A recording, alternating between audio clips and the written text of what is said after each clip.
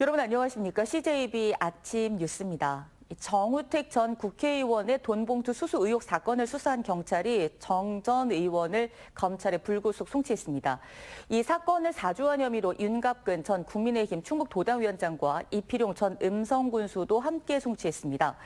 이제 검찰로 사건이 넘어간 가운데 앞으로 수사 확대 여부 또는 재판 결과에 관심이 모아지고 있습니다. 박원 기자입니다. 청주 지역의 한 카페 업주로부터 돈봉투를 받은 의혹을 받는 정우택 전 국회의원.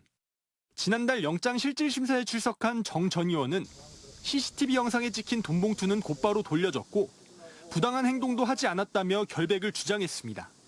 결코 부정한 돈을 받고 정치를 한 적이 없습니다.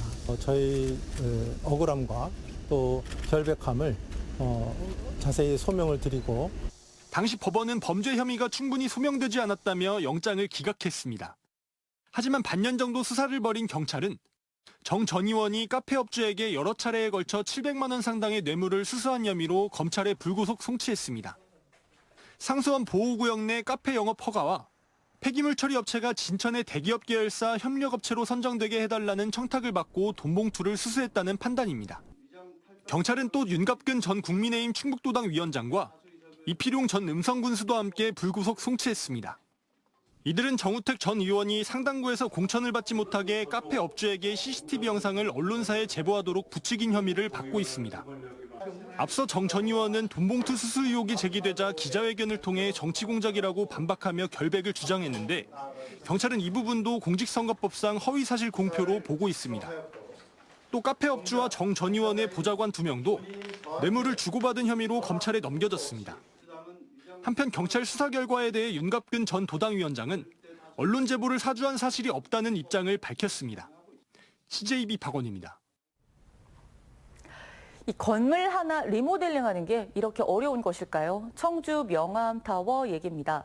이번에도 해당 상임위의 문턱을 넘지 못했던 리모델링 예산이 표결 끝에 예산결산위원 특별위원회에서 부활했습니다. 이 본회의 표결 절차가 남아있긴 하지만 리모델링을 통해 명암타워가 새로운 모습으로 탈바꿈할 수 있는 기회가 생겼습니다. 김세희 기자입니다. 한때 청주의 랜드마크였던 명암타워가 도심 속 흉물로 방치된 지도 수년째. 청주시는 리모델링으로 가닥을 잡고 여러 차례 예산을 반영했지만 번번이 의회 해당 상임위에서 가위질을 당했습니다.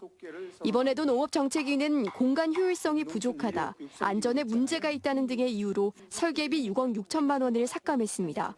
하지만 예결위에서 반전이 있었습니다. 합의에 이르지 못했지만 투표 끝에 다수결로 예산안을 부활시킨 겁니다. 의견이 분분했어요. 상임위를 존중해야 된다. 상임위를 존중하면 예결위가 무슨 의미가 있냐. 이렇게 서로가 존중해서 각자들 의견이 다 반반 정도 되더라고요. 그래서 저희들은 그냥 민주적인 방식으로 투표를 했습니다. 의회 내부에서도 농업정책위가 고수하고 있는 명암타워 철거 입장에 대해 부정적인 기류가 상당하다는 걸 보여주고 있습니다. 이번 예산안이 오는 6일 열리는 본회의에서 가결되면 명암타워 리모델링 사업은 속도가 붙게 됩니다. 청주시는 내년 초까지 설계를 마무리하고 상반기 착공을 목표로 하고 있습니다.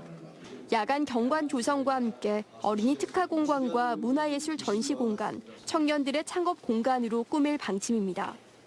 한때 청주의 랜드마크에서 지금은 흉물로 전락한 명암타워가 청주시의 의도대로 리모델링을 통해 시민들이 즐겨 찾는 명소로 재탄생할 수 있을지 주목됩니다. CJB 김세희입니다.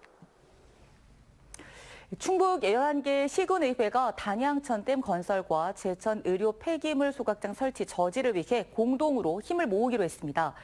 충북 시군의회 의장협의회는 어제 제천시의회에서 정례회를 열고 단양천댐 건설 계획 철회 건의문을 공동 채택하고 수도권만 중시하는 구시대적 정책 추진을 즉각 중단하라고 주장했습니다. 또 제천시 송악면 의료 폐기물 소각장 설치 사업에 대해서도 해당 업체는 사업 계획을 전면 백지화하고 원주지방환경청은 이 사업을 불허할 것을 촉구했습니다. 이 건국대 충주병원이 이달부터 휴일과 야간에 문을 닫으며 지역 응급의료에 비상이 걸렸습니다. 충청북도는 우선 공보의 2명을 충주의료원에 파견하고 다음 주 중에 추가 파견을 계획할 예정이지만 투입된 공보의도 응급의학과 전문의는 아닙니다. 현재 충주의료원 응급실에는 의사 7명과 간호사 14명이 근무하고 있지만 응급환자가 2배 이상 늘면서 의료진들이 과부하를 호소하고 있습니다. 한편 건국대 충주병원은 응급의학과 전문의 7명 가운데 5명이 집단 사직한 뒤 신규 인력을 구하고 있지만 지원자가 없는 것으로 알려졌습니다. 20회를 맞이한 제천국제음악영화제가 오늘 개막합니다. 올해는 영화제 사상 처음으로 전문 영화관 하나 없이 9월 영화제로 열리게 되는데요. 우려와 기대 속에 제천국제음악영화제가 어떤 평가를 받게 될지 주목됩니다. 안정원 기자입니다. 제천 국제음악영화제 개막식 준비가 한창인 제천 예술의 전당입니다. 올해 접수된 출품작은 역대 가장 많은 2,600여 편으로 이 중 37개국 98편의 영화가 상영됩니다. 온라인 예매 매진작은 벌써 20편을 넘어설 만큼 국내 유일의 음악영화제로 명성을 이어가고 있습니다. 하지만 올해 영화제는 그 어느 해보다 우여곡절이 많습니다. 지난해 말 제천 유일의 영화관이 문을 닫으면서 영화관 없는 국제영화제를 치르게 된 겁니다. 작년까지 매년 8월에 열리던 영화제를 비가 잦다는 이유로 갑자기 9월로 옮기다 보니 이 기간 전국적으로 하루 평균 50개가 넘는 축제와도 경쟁해야 합니다. 제천시는 영상미디어센터 등의 상영관을 마련하고 셔틀버스를 운영할 예정이지만 길어진 동선에다 영화제에 대한 낮은 관심도 걱정입니다. 그 영화관이 군데군데 퍼져 있어가지고 계속 가기가 분탄 지역으로 가기가 좀 그런 것 같아요. 살짝 이제 기대는 영화제라는 거 기대보다 연예인 보러 간다는 기대가 더 큰 것 같아요. 이에 제천시는 전 국민이 참여하고 투표하는 영화 그림 콘테스트와 달빛 야시장 등 다양한 즐길거리로 영화제를 극장만이 아닌 도심 전역으로 확장한다는 계획입니다. 다음 극장으로 이동하는 과정에서 제천 시내 가운데에 모두 나와서 이런 다양한 영화제를 위해 준비된 이벤트를 즐길 수 있고 또 그것들이 제천 시민과 함께 어우러져서 오늘부터 엿새간 이어지는 제천 국제음악영화제의 슬로건은 초월하다는 뜻의 라틴어 수페라 스캔도. 여러 한계를 초월한 20번째 영화제로 한 단계 더 도약할 수 있을지 시험대에 올랐습니다. CJB 안정원입니다. 초고령화 사회를 맞아 인생 2막을 준비하는 중장년층의 일자리는 그 어느 때보다도 절실한데요. 그래서인지 어제 중장년층 일자리 박람회에는 2천여 명의 구직자가 몰려 취업 열기가 뜨거웠습니다. 최연석 기자입니다. 2024 충북 중장년 일자리 박람회. 행사 시작 시간 전부터 40대 이상 중장년들의 발길이 이어집니다. 이력서를 써 내려가는 손길에는 간절함이 묻어나고 구직업체 현황을 살펴보는 눈길에는 절박함이 배어납니다. 즉석에서 촬영한 이력서 사진을 붙여 원하는 업체에 줄을 서고 차례를 기다립니다. 돈을 벌려고 하는 게 아니라 이제 앞으로 살아갈 길이 좀 남아 있으니까 좀이라도 보탬이 되기 위해서 이렇게 나온 거죠. 제가 나이가 이제 한갑이거든요. 그런데 아직 젊잖아요. 뭐 들어오는 수입이 있어야지 살죠. 이번 박람회에는 도내 56개 업체가 직간접적으로 참여해 430여 명을 채용합니다. 환경이나 공무 쪽에서는 이제 자주 이직하는 그런 직원들이 있기 때문에 이제 수시로 이제 채용하기가 곤란해서 이번 행사를 계기로 올해로 9번째를 맞은 이번 박람회에는 2천여 명이 몰려 중장년층의 일자리에 대한 갈망을 가늠케 했습니다. 구직자들이 많은 반면에 구인 기업이 좀 부족한 이런 현상들을 극복하기 위해서 또 지역에 중장년 구직자가 이렇게 많다. 채용을 원하는 기업이 있으면 좀 많이 좀 채용을 해주십사 이런 차원 하에서 초고령화 사회, 중장년층의 일자리 확대를 위한 경제계와 지자체의 면밀한 협력체계 강화가 절실해 보입니다. CJB 최연석입니다. SK하이닉스가 인공지능 수요 급증과 고대역폭 메모리 선점 유지를 위한 대규모 채용에 나섭니다.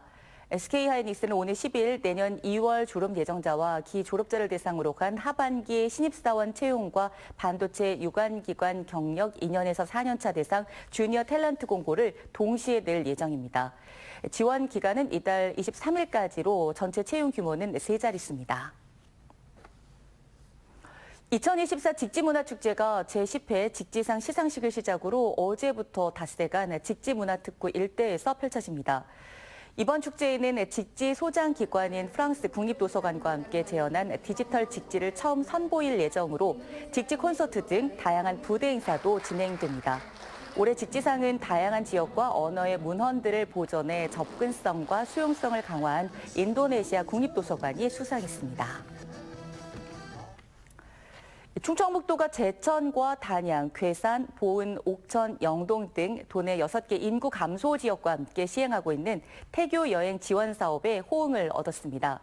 충청북도에 따르면 올해 300명 지원을 목표로 시행에 들어간 맘 편한 태교 패키지 지원 사업에 235명이 신청해 이 가운데 63명이 태교 여행을 다녀왔다고 밝혔습니다. 맘 편한 태교 지원 사업은 제천 호반 호텔 앤 리조트와 스테리움, 증평 벨포레, 영동 일라이트 호텔 등 협력시설에서 40만 원 상당의 휴양 체험 프로그램을 이용할 수 있는 출산 지원 정책입니다. CJB 아침 종합 뉴스를 모두 마치겠습니다. 고맙습니다.